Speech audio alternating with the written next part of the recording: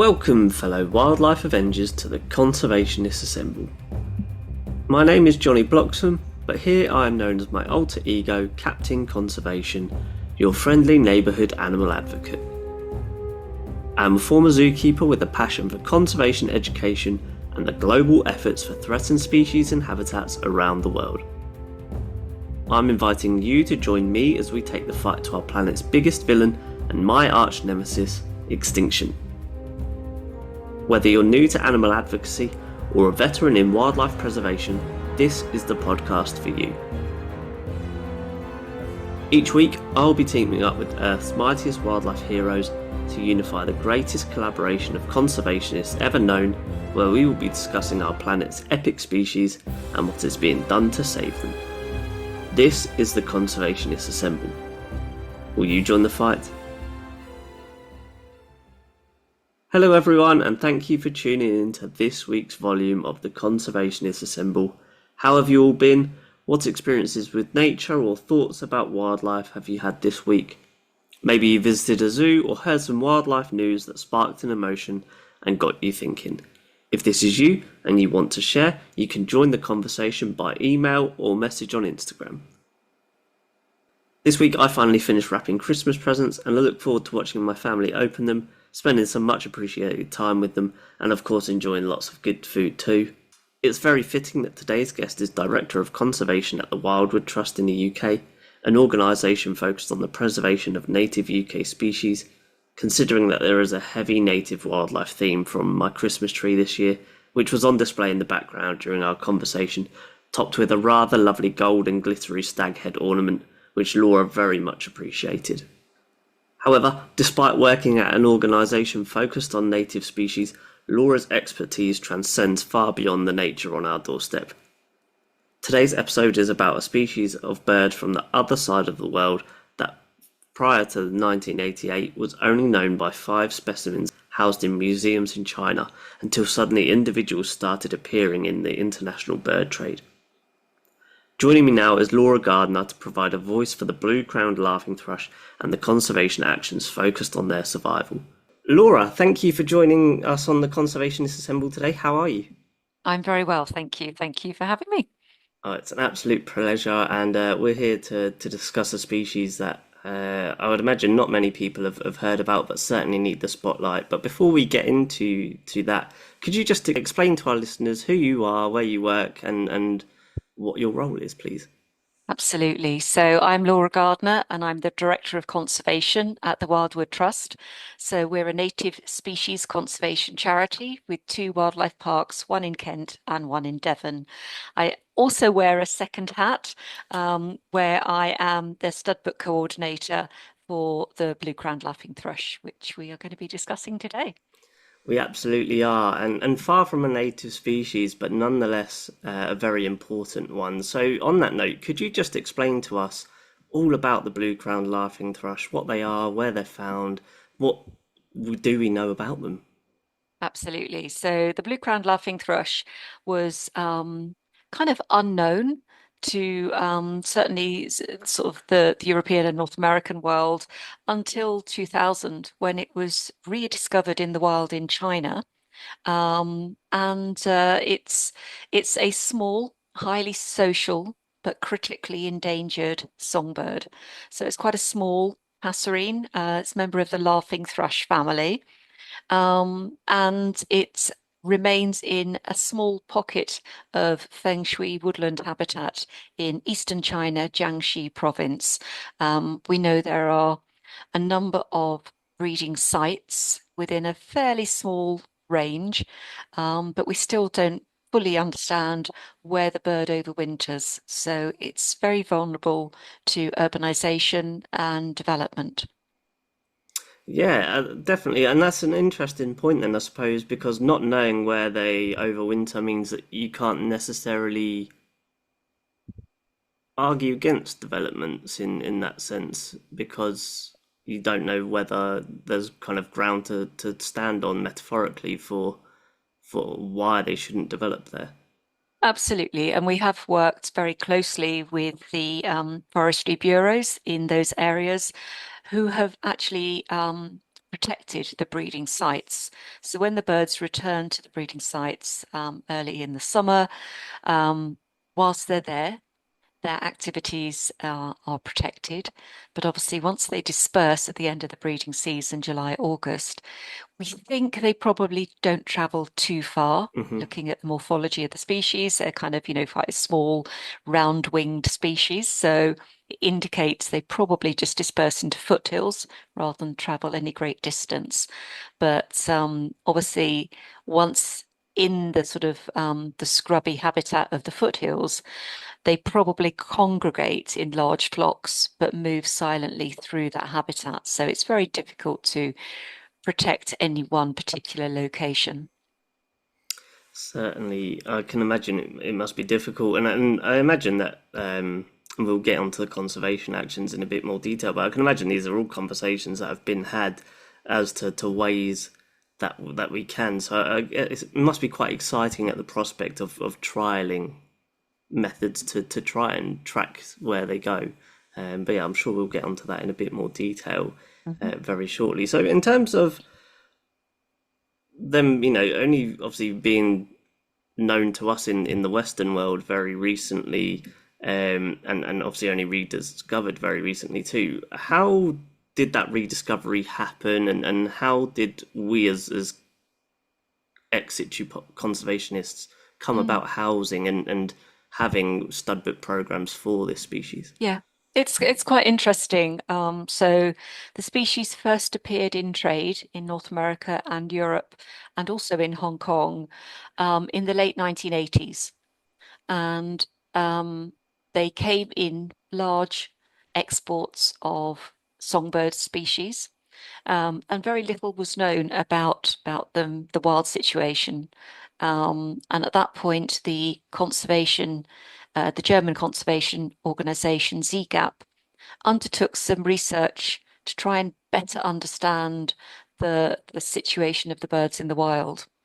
And back in 2000, the species was rediscovered, but just in a very tiny, fragmented population with a number of breeding sites in a fairly sort of small 8 kilometer range in eastern China. Um, so that founding population that came via trade into Western Europe formed the basis of an insurance population managed by zoological collections.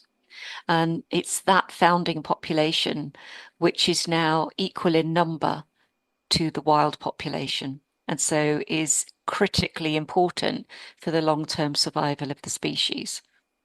I think I have been very lucky to be able to visit the remnant wild population and work with people on the ground, protecting the bird's habitat and trying to better understand the ecology. And I think it's very humbling when you're working with species ex situ Hmm. to then go and work with the people, in the country of origin, in its natural habitat. But I think it was a revelation to me because what became very clear was that they were learning from my knowledge and understanding of the species because we were able to work with them in much closer proximity. So we knew far more from a captive situation Hmm. about the species behavior, social biology, breeding biology, and just general ecology. And that could then be transferred, that cross skilling between in situ and ex situ is really, really important. And that collaboration has continued. So, my work with Blue Crowns has been, well, we're now 2024. So it was the end of the sort of, I've been working with species since the late 80s, really. So it's a kind of a life's work, really, and absolutely passionate about the species, but very, very vulnerable to disappearing in the wild. There have been some success stories in that the species is elevated to full protected species status in China now, which is great. But as you said, at the beginning, we can protect the areas where we know the birds are. but we really need to do further research to investigate more about the sort of the cycle through the seasons of where the birds are, what habitat they're utilising, and how we can then best protect them. And I suppose now would be an appropriate point to talk about what that research might, or what form that research might come in. Again, from a kind of a naive standpoint, as someone that doesn't know the species that well, but generalizing research from other species, would it be a kind of a tracking situation? Obviously, we couldn't radio collar a bird like you would a mammal, but you can fit tracking things. Are there software that are that small for the species that would be in consideration, or is it another It form? would be, I mean, that's a really good question. And I think, we are looking into technologies and they are ever advancing, which is great. I think the nature of the species um, precludes a certain types of tracking devices. For instance, there's a tracking device that you can use that gives you a lot of data on a very large scale. So if it was a migratory species, you could plot where it is over a long distance. So, there's lots of different species of birds that utilize this and, follows them through their migration pathway. If we've got a very, very small passerine, such as the blue-crowned laughing thrush, and their range is very small, so they might only move between, a few kilometers between the breeding site and the wintering site, you won't get that quality of data to actually understand their movements. So at the moment, we have trialed some tracking devices, um, but we haven't really gathered the quality data that is really informing our understanding of where the birds are going. So at the moment, it's still a knowledge gap. But we are also working with in-country partners, particularly academic partners, who are keen to continue furthering the understanding of the species and where it goes. And I think that is the main opportunity to better understand this. Having people on the ground following the birds and trialing maybe some tracking devices appropriate to the habitat and the range of the bird. Absolutely, and yeah, I suppose like it's one of those things that it's always going to be trial and error, and it's exciting to see how the successes are going to come because with the dedicated people on the ground, those successes will hopefully come, Yeah. and yeah, very Mm. exciting to see what form those successes come in.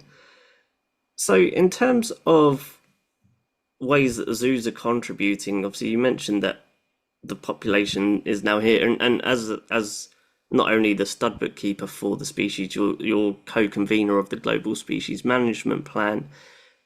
How does working with North America, for example, benefit the species within captivity or within human care? Yeah. Well, I think any conservation breeding program tries to maintain as much genetic diversity of that population for as long as possible. Um, and then if you're working, so you've got a European population, there's in zoos, you've got a North American zoo population, and there are also a couple of zoological collections in Asia. So bringing all of that data together, you're not just looking at these regional populations, but you're managing a meta population. And that's where you might have representation of certain genetic lineages that are maybe overrepresented in one region, but unrepresented in another.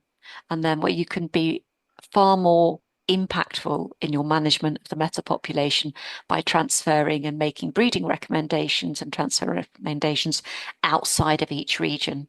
And that maximizes the founder representation across the whole population. And that is, I suppose, on paper, when you think about zoos and modern zoos and what they're doing for species in conservation, genetics and breeding is typically the thing that gets the most representation or that everyone is mostly aware of. But you mentioned, like you said, when you went out to China to collaborate with the people in country, that you were able to transfer knowledge about reproductive biology and social ecology. Hmm. And so, what specifically have we learned about those, maybe those aspects of the blue-crowned laughing thrush within zoos that we've been able to transfer to the in situ population? Yeah, it is what we have seen in the wild, which is also mirrored in the captive zoo situation, is that they are highly social. Um, but what we need to factor in when we're managing a species within a controlled environment, such as a zoological collection, is that there'll be reasons why a species behaves in the way it does. For instance, in the wild, there is this almost like a critical mass. So if you have a breeding population of between 30 and 40 individuals or more, that population can withstand or respond effectively to predation risk. So in China, the main predators and risks to the species at the breeding sites are squirrels who will steal eggs, raid nests, corvids who will take nests or nestlings, eggs and nestlings, and also snakes. And we have seen, we've videoed, we've set up nest cameras, we've seen snakes accessing the nest. The sitting bird, sits till the last minute, then abandons the nest, and the eggs and any chicks are taken. So those are very, very sort of significant threats to a wild population. However, things like squirrels and corvids, less so with snakes. But what we have seen is there is an alarm call when you've got a large colony of birds. If any of those nests are threatened, there's an alarm call, and all of the birds flock together and mob the predator, driving it away, and then hopefully safeguarding those nests and chicks inside. Um, if you get to a small population size, they behave in the same way. But if you've only got four birds trying to drive off a flock of jays or a couple of magpies, then that's going to be less successful. Um, so that is a breeding and survival strategy that a very small passerine has adopted to ensure breeding survival and success in the wild. However, when you translate that to a captive situation where we can control the predators, essentially, hopefully remove the predation risk because of the way in which we keep the birds. However, when you keep them in a large flock together, you get lots of social behaviors, like you'll get uh, extramarital interbreeding, if you like. So you'll have pairs, and the female might go and mate with another male, or she might lay an egg in another pair's nest, or there might be squabbles over nest material, which undermines the integrity of the nest. So sometimes it's more effective to just keep in a zoological collection one or two pairs together, because they then focused on their nesting and they're completely dedicated to rearing of their chicks. You don't have to have the flock mentality, because that is really a strategy to mitigate the threats of predation, which doesn't really apply in a captive setting. But thinking through multiple generations, obviously you need to be thinking that, yes, you're maintaining this genetically diverse insurance population. Should there be a point at which you want to draw from that population to do reintroductions, assuming there's suitable habitat into which to put birds back? But you need to also consider, are you in some way unwittingly changing the behavior of that species? Just because it's the best way to manage them in a captive situation, are you then making sure you're not sort of changing any of those behavioral traits, which is a survival strategy for the wild? So it's interesting and complicated, and each informs the other. And I think at the moment we are managing the zoo population as an insurance population. If in 5 years' time we think the role of that zoo population is for species reintroduction, then we're going to have to critically review what are our management techniques? We need to make sure that we are breeding birds which are behaviourally and genetically appropriate for reintroduction back into the wild. So we need to be thinking about all of those elements from a captive and wild population. And what kind of people then would be involved in trialing, or not necessarily trialing, but thinking about looking forward those kind of routine changes or those management changes that would perhaps be trialed in such a situation should it come to that? Well, I think this would come under the auspices of the stud book and probably the Global Species Management Plan, where it's more of a holistic approach. Obviously, there'll be the regional populations, but they sort of all of those feed into that sort of global data set and the population analysis.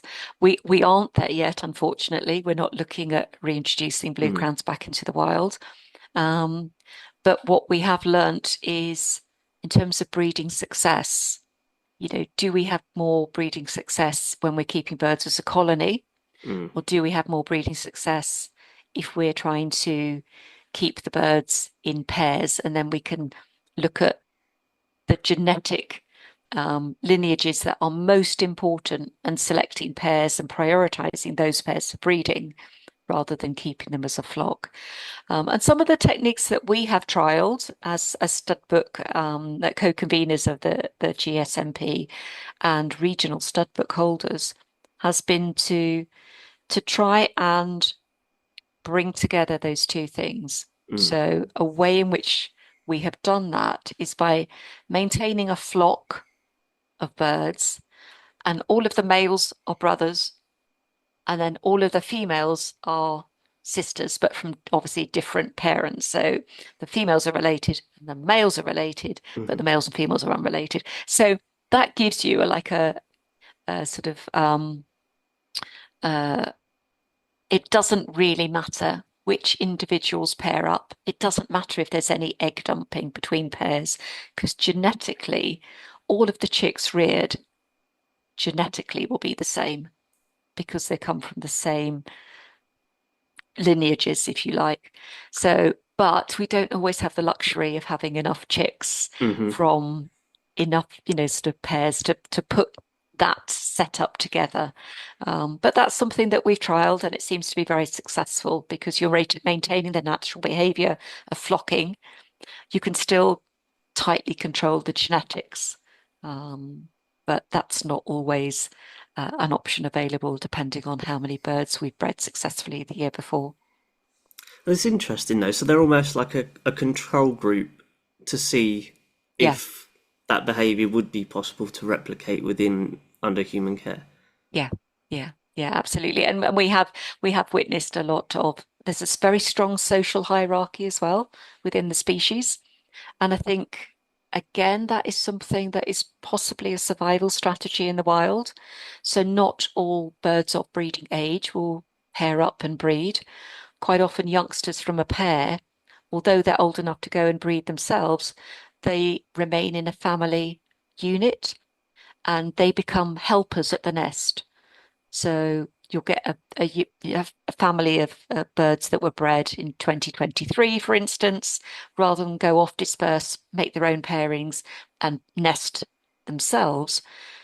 They retain this family grouping, and so when their parents effectively have the next set of eggs at the following year, they are helpers. So they're ensuring the next generation of their own lineage, if you like. And that will also then help mitigate any predation because it's increasing, they're investing everything in the protection of their family's nest, if you like.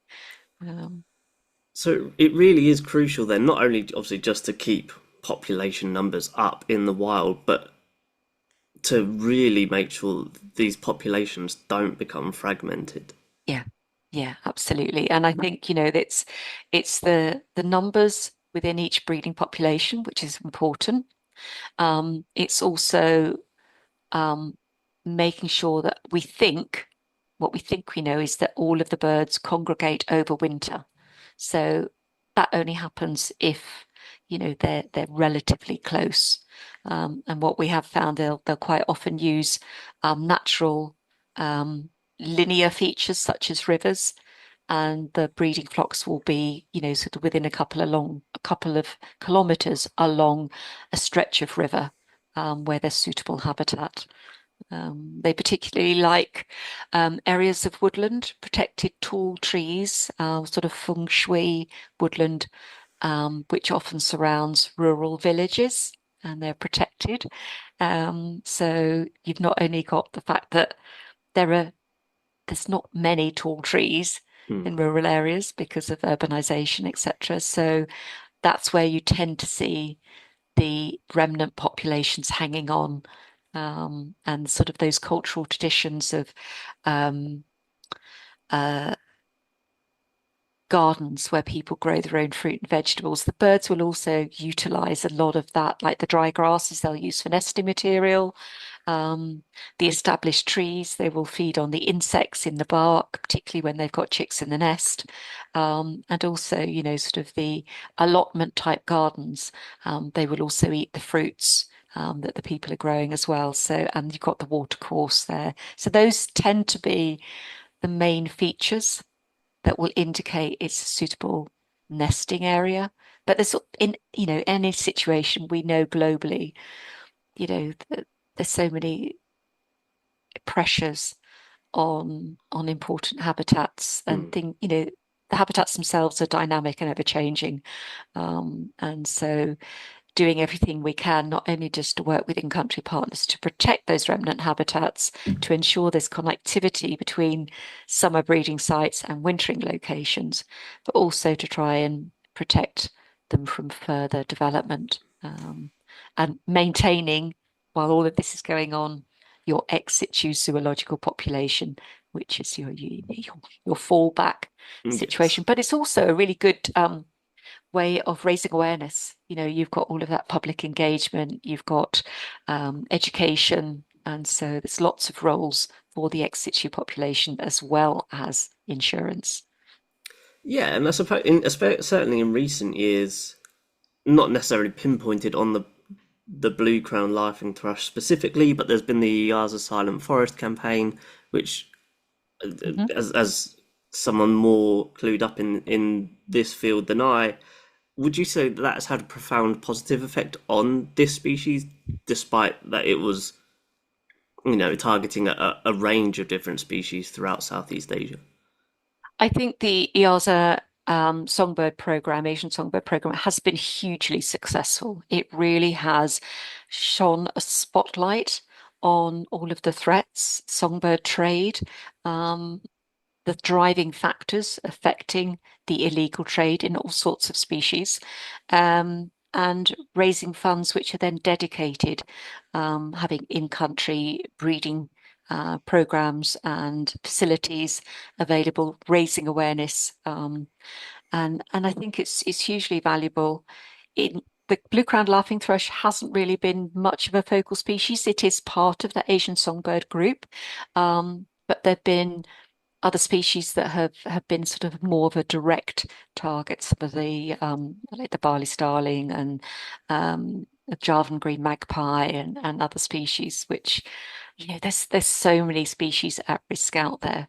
But shining a spotlight in this way has been very, very effective, and allowing large and small collections, zoological collections, to play a role, um, where there's a species that is an ambassador in our zoos for the threatened species in the wild. And in terms of public perception in their range, well, in China, for example, then you mentioned how they're quite an adaptive species in the sense that they will utilize nesting material and fruits from people's gardens. Apart from them being in the trade, would they? What's the perception to that change? Are they seen as pests, or do people maybe enjoy seeing them in their gardens? And that's obviously coming from a Western perspective, where I know my parents, for example, enjoy watching the birds in their garden. Is it a similar attitude to the blue-crowned laughing thrush, for example? Um, that's a really good question, and I have seen different responses in different locations. Um, for instance, there's a growing popularity for photography in China. Um, and so there's a huge appetite to take photographs, the best photograph of a critically endangered species, which in a way you could say it's shining the spotlight, it's raising awareness of the species, Hmm. but it's also attracting a kind of there's a negative element to that where you're increasing the visitation and the footfall and risking disturbance to the species which are very vulnerable. And there has been a study in China looking at disturbance of photographers to the blue-crowned laughing thrush. And this was some research undertaken by students from Jiangxi Agricultural University. And they actually found that the blue-crowned laughing thrush changed in response to this direct pressure, changed the altitude at which they built their nests in trees because of this disturbance. And this was a direct result of interest by photographers visiting these sites en masse, despite the fact that there is a lot of the breeding sites are protected and there's restricted access, but it was still that extra visitation that wasn't there before. We also have some very interesting anecdotal stories about um, people renting out their rooms to photographers because if they rent out the bedroom, somebody can go into their bedroom, look out the window, and actually take some fantastic pictures of a blue-crowned laughing thrush nest. So there's an element of entrepreneurism there. Yeah. Um, yeah, it's tricky because you want people to be aware. You want to drive a sense of pride. Mm. However, it's a very difficult line to tread. You don't want to reach a tipping point and then it becomes drawing too much attention, which could then be negative. Um, I Yeah. think when I visited a couple of the sites, people got to know us. They knew the species that we were looking at. And when we would arrive at the sort of the small village, all of the children would come out, say, they're over there, and they'd take us to them, which was lovely. But equally, we heard some stories that, one of the nests was in a local playground and one of the nests had been destroyed by children just throwing stones. And just because they didn't, they're just being children. Yeah. But when you've got a critically endangered species, it's just like, it's heartbreaking. But Yeah. I think that there's no different to situation that we have in the UK, right? So you get some Absolutely. people who love wildlife and cherish it, and other people that are just like, yeah, well, it's a bird, right? Yeah. Um, Yeah. um, Very fine balance. But yeah, I suppose focusing on that positive reaction and trying to keep it as such that it's the best for the birds first, and but also hmm, then beneficial for yeah, those who get to enjoy them yeah. second. And yeah, having There are that support. certainly things that we have done with our partners in country which have had a very positive impact. And it's things like encouraging going into schools and not talking about individual species, but maybe just take a guidebook to the birds of China, and introduce them to, bird watching. Mm. Here are some binoculars. What birds can you go and see? So to sense, just to encourage an interest in the natural world. And those children that become interested, they're then more informed, which drives this sort of natural curiosity, and they will be tomorrow's conservationists. Hmm. So it doesn't have to be too targeted, but I think just to encourage a respect for wildlife and the natural world is a very positive step for any species. And so then talking about the public in the UK, for example, what can they do and how can they get involved and keep up to date with the conservation effort for the blue-crowned laughing thrush or just Asian songbirds in general, even if they aren't directly involved with them? Well, I think the main conduit really is through zoological collections. So it's interesting that the role of zoos has kind of really changed over the past sort of, 40, 50 years. So, historically, zoos were menageries for people to go and be entertained. And but now, you can get on a plane, you can turn on your television, and you can explore every element, every area of the natural world from your sofa. So, the role of zoos is more about um, conservation messages, raising awareness, um, being able to fill knowledge gaps by undertaking research. Most zoos these days will have academic partners, linking those to in-country partners for the species in the species range. It's really, really beneficial. And so just sort of telling the story, raising awareness of the species that are at risk, whether it's in China or our own species at home. Hmm. There's so many conservation messages to tell, but it's driving that interest in the natural world as a starting point, and then finding out more. And then through your zoo, you can find out about the Asian songbird trade. You can find out about the Bali starling, the Javan green magpie, the blue-crowned laughing thrush, and all of the species that are vulnerable to extinction because of man-modified behaviors, man-modified landscapes, and our behaviors and how we impact on the natural world.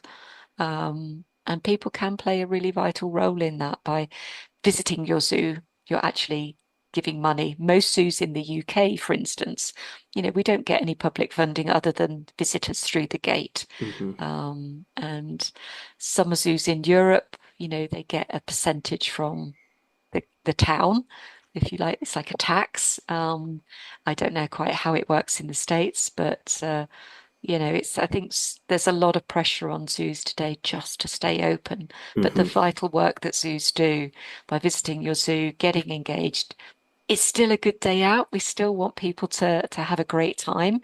Um, but there's a very important message to take away.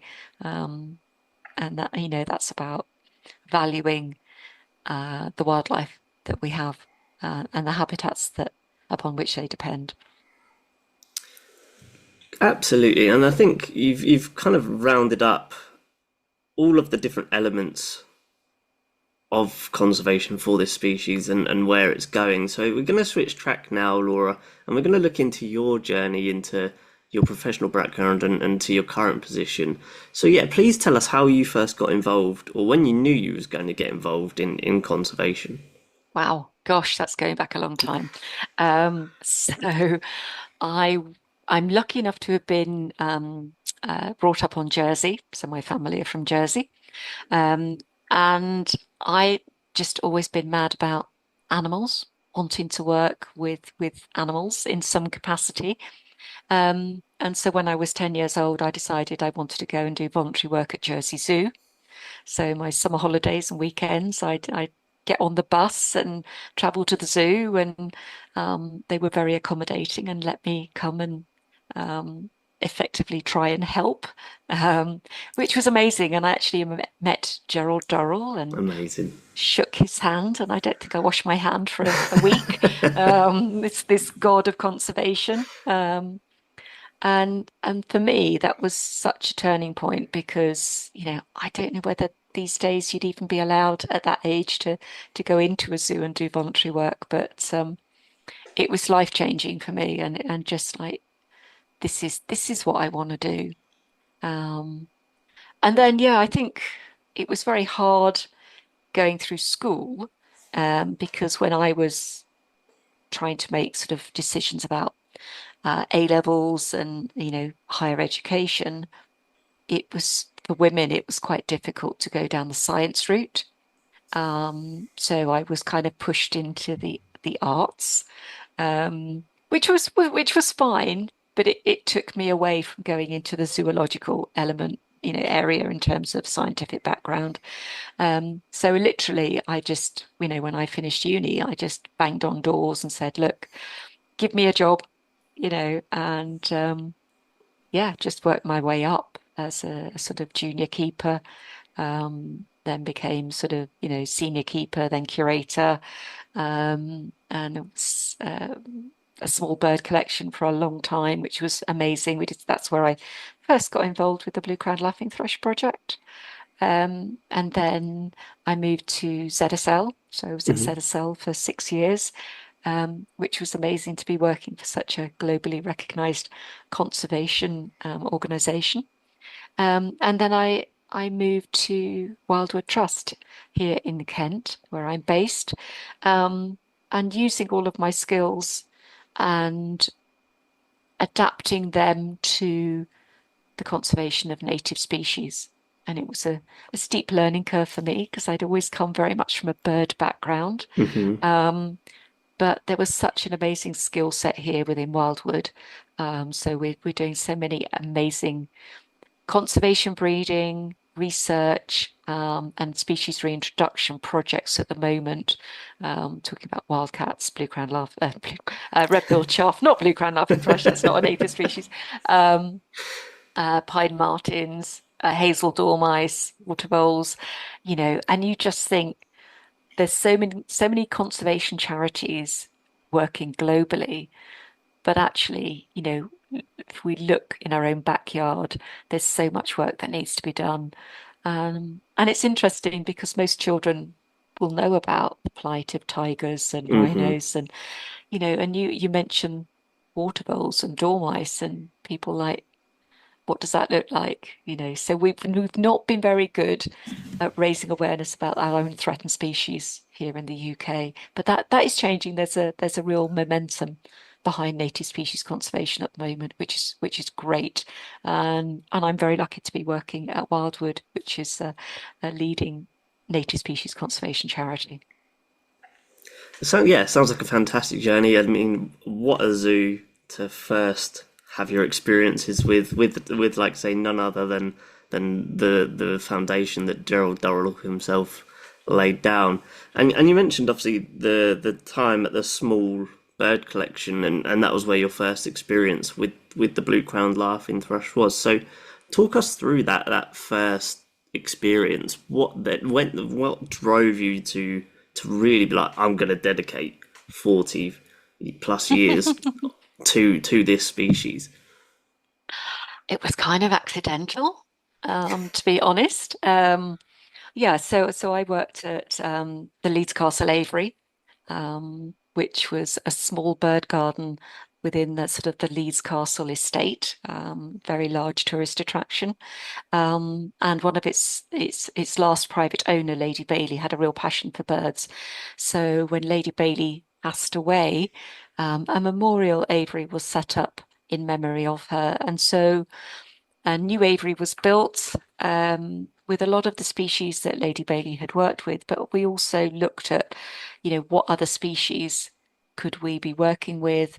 And one of the species that we got pretty much by accident, and again, this is where I was saying in the late 80s, these birds were coming imported from Asia, coming through trade. And that at the time was a source of a lot of stock for Mm. zoological collections. And so we saw this species, uh, and we were like, what is this bird? This is amazing. It's stunningly beautiful. And we couldn't find anything about it. There was very little literature about it. We couldn't find out what its status was in the wild. And this was back in 1987. Um, and so we acquired a group of 5 birds for bird garden at Leeds Castle, and started working with them. Um, and I just think, that sort of due diligence is you want to find out as much as possible about any of the species you're working with. Um, and just there was so little information. Even just trying to get a, a definite identification of the species was tricky. Um, And so I reached out to colleagues in China, and that's where they were saying, actually, this German conservation charity has just funded a search for this species in the wild because we know it's coming through trade, and it has this small population has been rediscovered. And so the person leading the field work then said, wow, you've been working with the species in a captive situation. Would you like to come and visit China? And we can sort of kind of share notes, if you Mhm. like. And it took 2 years of getting the funds to go. But I went out and that's when it all started. And then obviously there were other, there were, I can't remember exactly how many birds had come through trade, but there were quite a lot of individual blue-crowned lapwing thrushes that had appeared at other collections as well. And it made sense that, we were all working together, understanding, um, how to manage the birds most productively, how to record information, how to move birds to manage effectively a population. So it was the first development of the breeding program, if you like, and then working with the in-country partners.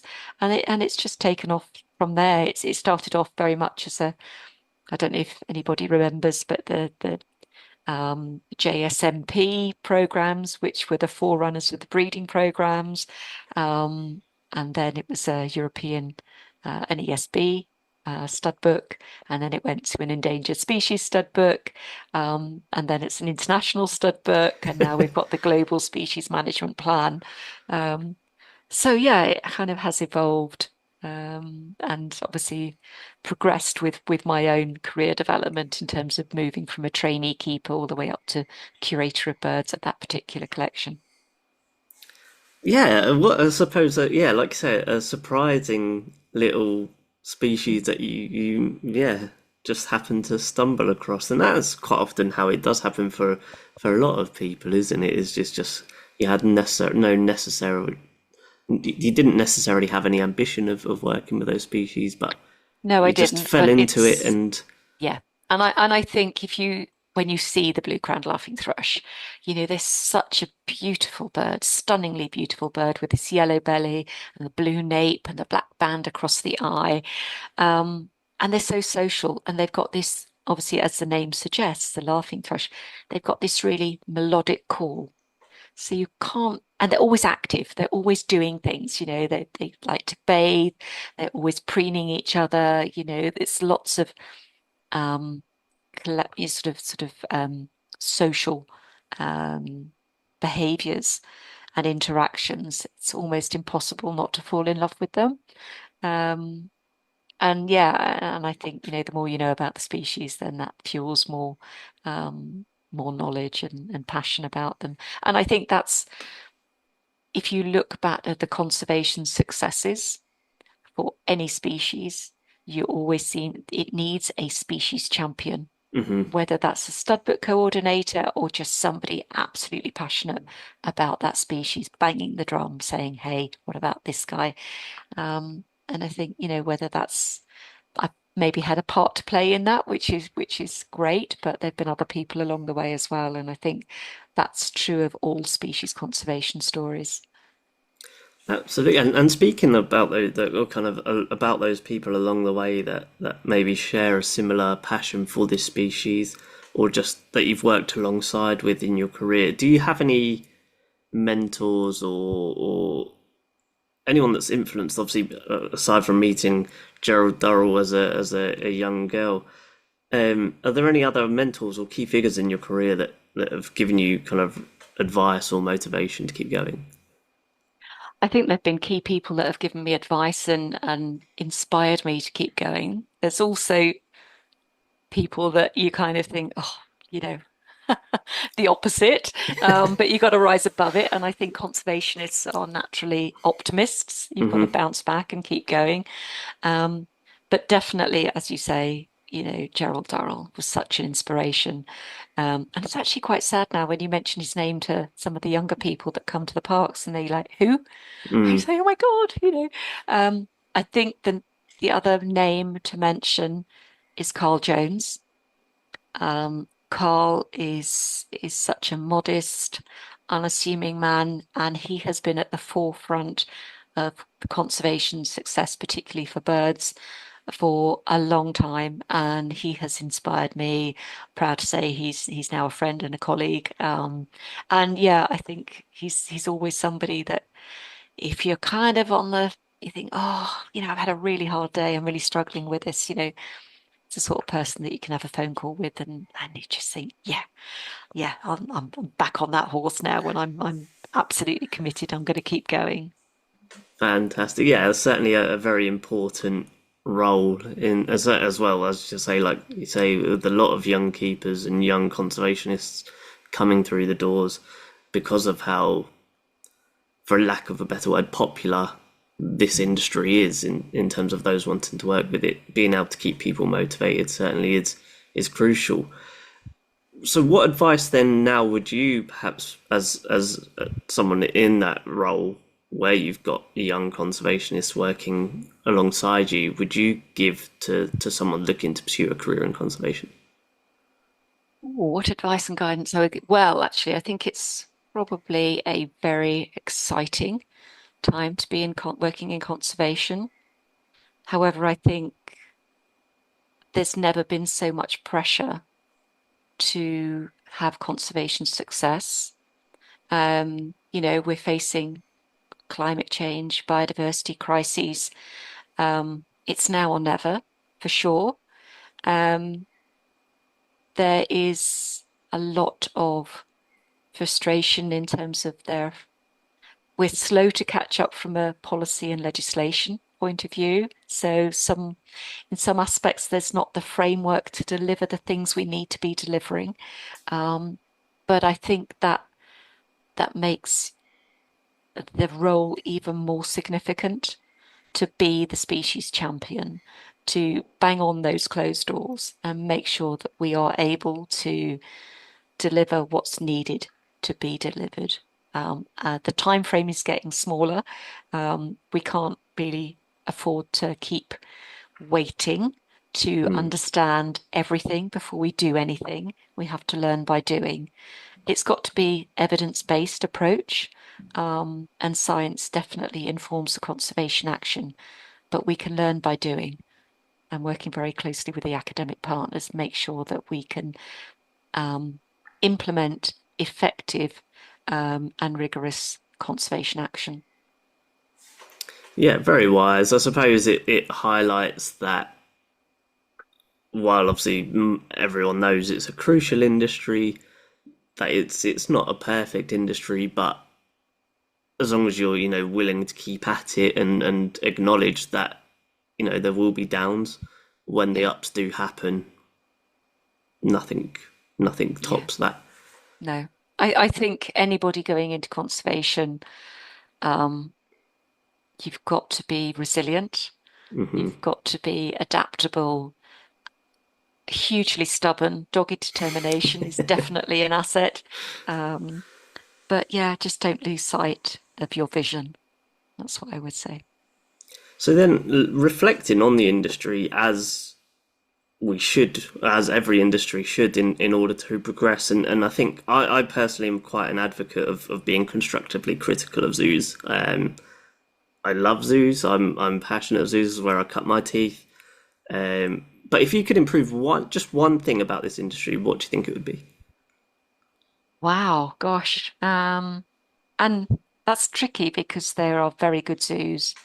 And I think the British and Irish Association of Zoos and Aquaria um, is a fantastic umbrella organisation that sets the standard, really. And zoo,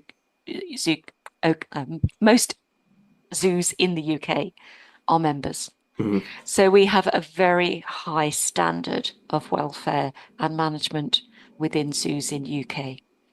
In Europe, there's a broader range, but you have the European Association of Zoos and Aquaria. And again, membership of those, it kind of gives you a sort of uh, a trust that that organization is well managed. It fulfills its conservation objectives. But I also think um, there are things that we could do better.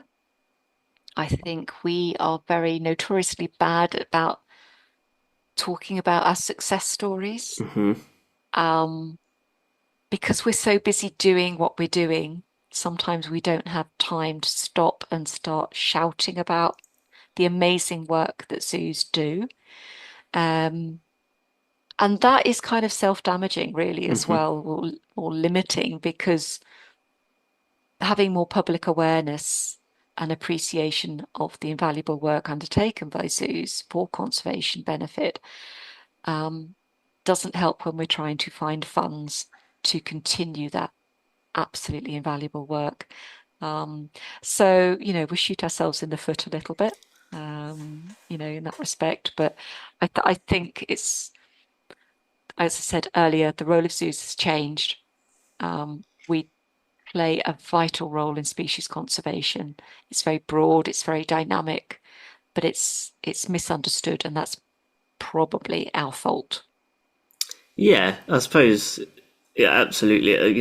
If zoos don't shout about the work that zoos are doing, no one else is gonna Yeah, do it for them, kind of yeah, thing. And I think, yeah, like you said, we are starting to see that shift in more ex situ organisations taking ownership of the word zoo now because mm, of that negative stereotype that it's been associated with for a yeah, long, long time, and to some extent is still associated with it. But like you say, we are yeah, starting to see that shift in perceptions because yeah, of that changing role.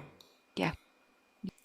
So you've been very fortunate to have gone out to China, for example, and see wild blue-crowned laughing thrush, and obviously with your focus on native species at the moment, are there any dream species that you'd love to work with or to see in the wild? Oh, I'd love to go whale watching. Yeah, Yeah, I think sort of marine mammals and cetaceans is a passion of mine, but something I've never really had the time to find out more about. But something I would love to do. I think coming from an island, um, I love the sea. I like to be by the sea. I love being on boats. So maybe in another life I could have been a marine biologist, but who knows? well, certainly, yeah, a fantastic experience that would be, Mm. nonetheless. So we can certainly send out positive affirmations that hopefully one day it'll be something that you achieve. And similar to that, then, are there any places that you would love to visit? Oh, loads. Gosh, yes. Going to China was amazing. That was lovely. I have been lucky to visit quite a few countries. I've been to Brazil, which was amazing. I've worked with toucans a lot, and seeing toucans in the wild was just stunning. That was a kind of up there with one of my lifetime achievements, I Amazing. guess. Um, uh, it's very difficult to put it down to one place. I'd Hmm. love to go to Vietnam, Indonesia. I mean, I was lucky enough to take my family on holiday to Bali. Um, and actually, one of the most amazing experiences I ever had was swimming or snorkeling with manta rays, and Yeah. it's just one of those things that, we are a world that lives, we are so detached Hmm. from the natural world. Having an encounter like that, which is so almost primal.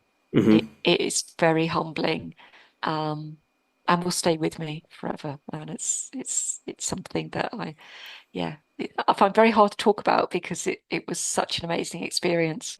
Now, obviously, we've talked about the Asian Songbird campaign, and you've got that appreciation for the vocalizations of the blue-crowned laughing thrush. Would you say that that's your favorite sound made by an animal, or is there another sound that animals make? Because there's such a vast range of noises made by an animal. Is there a sound that really resonates with you? Ah, yeah, sure. And I'm sure there's only a tiny percentage of all of the sounds and vocalizations and calls that I've actually ever heard. But I think one that comes to mind and took my breath away at the time was listening to the the clacking and guttural vocalizations of the shoebill, and standing very close to the shoebill, which was in a zoo. And it was I don't know, arm's length away from me, obviously the other side of the barrier. Hmm. But it was vocalizing, and it was like something from a dinosaur. and it just the reverberation went straight through me, and that was like wow, incredible. After a day fighting extinction, how do you relax? Oh, I find it really hard to switch off. Um, I think sometimes I think, you know what, I just want to work in a supermarket on the checkout. So when I get home, I don't have to think about anything because I Hmm. think when you're so invested and you're so passionate about what you do, you can't really switch off. It's very difficult. Hmm. Um, so I kind of think I've got dogs. I love my dogs, Hmm. and going out with my dogs for a dog walk is kind of my time. And I wouldn't say I switch off, um, but that's kind of my indulgent time, really. Hmm. Yeah. Yeah, and it's certainly important to make time for that, even if your head is still focused on Mm. the work at hand. At least your body is doing something a bit different. Yeah. Yeah. So, how can our listeners follow the work for the blue-crowned laughing thrush? Where would you direct them so they could stay up to date with the advances? Now that's a really good question. So obviously, being a critically endangered species, it is on the Handbook of the Birds of the World, which is a resource that is available online. Um, some of it is open access, some of it obviously is paid for access. BirdLife International, their data zone, you can input the blue-crowned laughing thrush. It will take you to their web pages. Um, Most of the zoos that work with the species would also have like a species profile, and what they're doing in terms of the conservation of the species should be available on their websites.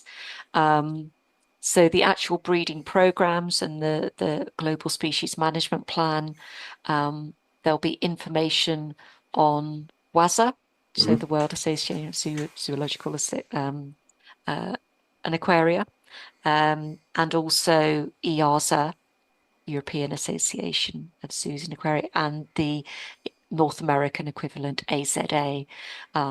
So there's a certain amount on these zoological websites.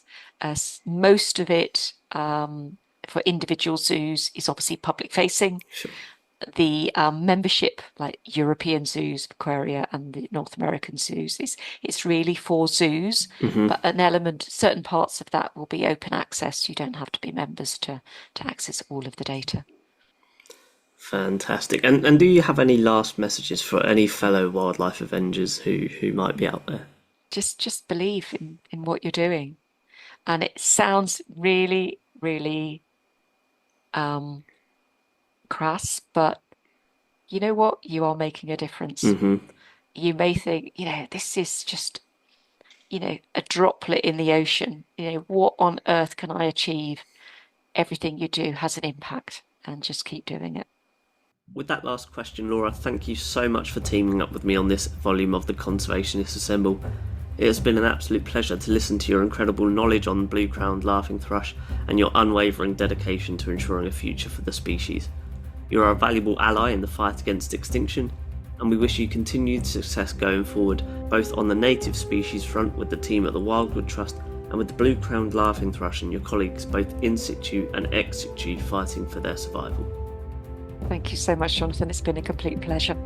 And of course, a huge shout out to you, my fellow wildlife avengers, for tuning in. If you enjoyed this episode of the podcast and you wish to join the fight, please follow, subscribe and rate the podcast wherever you stream from. Please also follow on social media to stay up to date with the podcast's latest developments, and share with your family, friends and colleagues to help stack the odds in conservation's favour. Don't forget you can join the fight by joining the conversation. Share your thoughts and suggestions on this episode, past episodes or future episodes via email at conservationists@outlook.com or on Instagram at conservationistassemblepod. And if you've happened to see blue-crowned laughing thrush in zoos or in the wild, and you wish to share photos or videos or just your stories that you may have of them, these are also the places for that to happen. I hope you've all had a fantastic 2024. Thank you for coming along with me on this journey. I look forward to providing you all with more fantastic episodes with some awesome animal avengers in 2025. Happy New Year, everyone. This is Captain Conservation signing off. Over and out.